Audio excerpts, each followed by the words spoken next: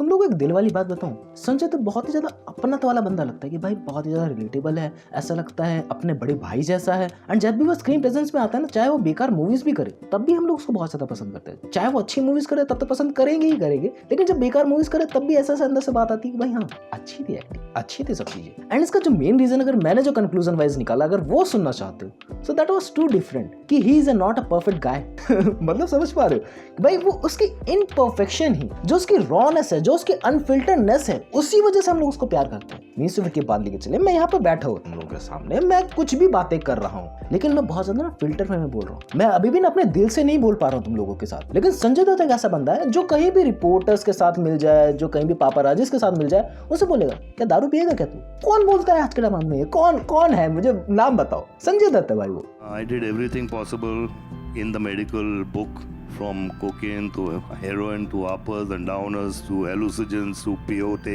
to everything possible, you know. And इस वजह से वो बंदा इतना ज्यादा हिट है, इस वजह से पास उसकी कंट्रोवर्शियल लाइफ होने के बावजूद हम लोग उसको प्यार करते हैं, हम लोग उसके एक्टिंग रेंज को पसंद करते हैं। लाइक तुम लोगों के सामने एग्जांपल अभी भी सेट है। लाइक जो ओल्ड पीपल्स हैं, जो आज के टाइम में बुढ़े हो चुके हैं, जो उस टाइम पे उनकी मूवीज देखा करते थे, वो लोग तो उनको पसंद करते ही हैं। लेकिन आज की जनरेशन की बात लिख लो, वो भी उन्हें पसंद कर रहे हैं। धुरंधर में जो उनका लुक रिवील हुआ, ऐसे ही लोग उनको पसंद नहीं कर रहे हैं, बिकॉज वो उस रोल के लिए सूटेबल थे, बिकॉज उस रोल के हिसाब से उन्होंने बहुत जो फार लेवल की एक्टिंग करी है ना, उस हिसाब से वो बहुत ज्यादा अच्छी थी। एंड इसका सिर्फ एक ही कारण है, वो इम्परफेक्शन। उसका सिर्फ एक ही कारण है, वो बेमतलब की गालियां देना, क्योंकि वो रिलेटेबल है, क्योंकि वो एक अपनत वाली बात है। तुम लोग अपने लौंडे लपाले में बात कर रहे हो, तुम लोग अपने दोस्तों में बात कर रहे हो, तुम लोग ऐसे ही बात करोगे, है ना? गलत तो नहीं कर रहा ना। एंड एक्टिंग रेंज की तो मैं कुछ बात कह ही नहीं रहा हूँ, क्योंकि बंदा इतने सालों से इस फील्ड में लगा हुआ है, तो ऑलरेडी उसकी एक्टिंग बेटर से बेटर हो सकती है, बेटर से बेटर हो सकती है। That's depend on the script choices, and ये ऑल्सो इस चीज पर डिपेंड करता है कि कैसे डायरेक्टर उसको कास्ट कर रहे हैं, किस हिसाब से उसकी पर्सनैलिटी को निखार पा रहे हैं या नहीं पा रहे हैं। दैट थी लाइक बात चलिए केडी द डेविल की, राजा साहब की, धुरंधर की, बागी 4 की एग्जांपल्स है कि धुरंधर को छोड़ के कोई भी मूवी में उस हिसाब से परफॉर्म नहीं कर पाए।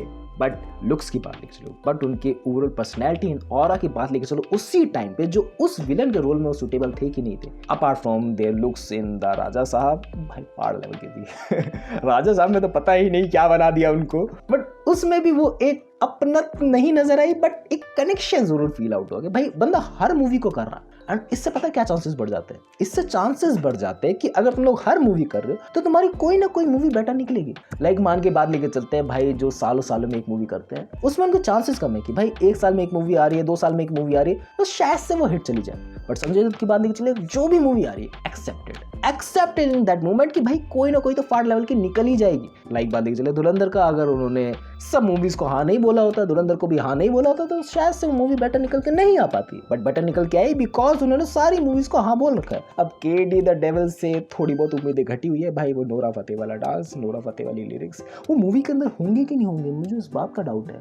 यूट्यूब से तो हटा दिया, मूवी से क्या होगा? मूवी से आइटम सॉन्ग हटा दिया तो लोग देखने कैसे जाएंगे? एंड संजय दत्त की ऐसी अनफिल्टरनेस अभी से नहीं है, पास्ट लाइफ की बात लेके चले। पास्ट लाइफ मतलब पुनर्जीवन से पहले, पुनर्जीवन इन द सेंस कि भाई जब उनकी बहुत ज्यादा कंट्रोवर्सी से बैकएंड में चली थी, जब पुलिस वगैरह उनको पकड़ के ले गई थी, बिकॉज वो दलक्स वगैरह में कुछ इवॉल्व थे, घर के अंदर उनके अद्दा वगैरह पड़ा रहता था कुछ ठोकने उकने के लिए, सो उस वजह से उनको दिक्कतें तो हुई थी डेफिनेटली। एंड उनके बड़े बड़े लोगों से कनेक्शन उनको दुविधा में डाले रहे, उनसे उनकी वीडियो कॉलिंग जो लीक हुई थी बहुत ज्यादा दुविधा में डाले गए, लेकिन एट दैट वो निकल गए। एट दैट उसका कंक्लूजन मैंने कहीं ना कहीं कभी ना कभी अपने इसी चैनल पे बताया है, तुम लोग सर्च कर सकते हो, आगे दुबई हैकर लगा के Sanjay Dutt controversies and Dubai hacker, तुम लोग को मिल जाएगी वो वीडियो। उसमें ज्यादा बकवास नहीं करूंगा उसके अलावा, बस इतना ही बोलने आया हूँ कि भाई रिलेटेबल बंदा क्यों है। एंड रिलेटेबल इस वजह से ना, तुम लोग को अपने इलाके में एक बंदा याद आता है, हर किसी के इलाके में एग्जिस्ट करता है, कि भाई जिस बंदे के पास पैसा पड़ा हुआ है, जिस बंदे के पास शोहरत पड़ी हुई है, जिस बंदे के पास कनेक्शन पड़े हुए, जिस बंदे के पास ऐसा लगता है ना कि भाई ये मेरे बड़े भाई जैसा, अगर कोई भी प्रॉब्लम हुई मैं इसके पास जाऊंगा, ये मेरी प्रॉब्लम सॉल्व कर देगा। ऐसा बंदा तुम्हारे हर एरिया में एग्जिस्ट करता है, एंड वो वहां का दादा कहलाता है, कह दो काइंड ऑफ, वो थोड़ा गुंडागर्दी में इन्वॉल्व रहता है, एंड वैसी वाली वाइब आती है।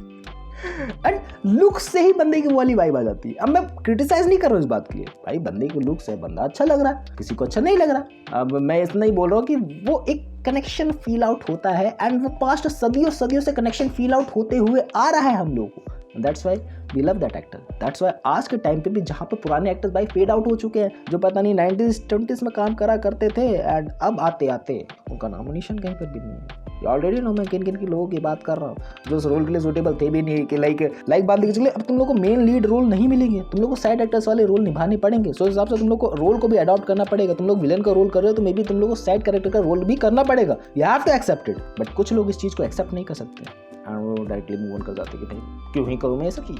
एंड एज अ कंक्लूजन इस बात देखिए चलिए तो that's was the simplest thing. भाई हम उस बंदे को इसलिए ही पसंद करते हैं because he is a imperfect guy and हम लोग इम्परफेक्ट गाय से बहुत ज्यादा प्यार करते हैं। लाइक बात चलिए तुम लोगों के सामने से बहुत सारे बॉलीवुड के एक्टर्स के नाम आते हैं ना जो बहुत ही ज्यादा परफेक्ट है स्क्रीन के सामने एंड वो कभी भी अनफिल्टरनेस्ट पापाराजीज के सामने इंटरव्यूज वगैरह में बोलते नहीं है कुछ ज्यादा, बस उनका जितना काम है उतना ही वो बोल के चले जाते हैं। लेकिन संजय दत्त आ तुझे दारू पिलाता हूँ आ तुझे चरस पिलाता हूँ बना दूंगा तुझे और तुम्हें खस्सी बना दूंगा। भाई साहब क्या रिलेटेबल चीज़ें हैं। आई थिंक तुम लोग समझ पा रहे हो मैं क्या कहना चाह रहा हूँ, मेरा कहने का तात्पर्य क्या है। That's for the video. Sanjay Dutt से अपना वाली बात क्यों निकल के आती है क्यों नहीं, आई थिंक तुम लोग समझ पाए होंगे। That's for the video. मिलते हैं नेक्स्ट वीडियो में।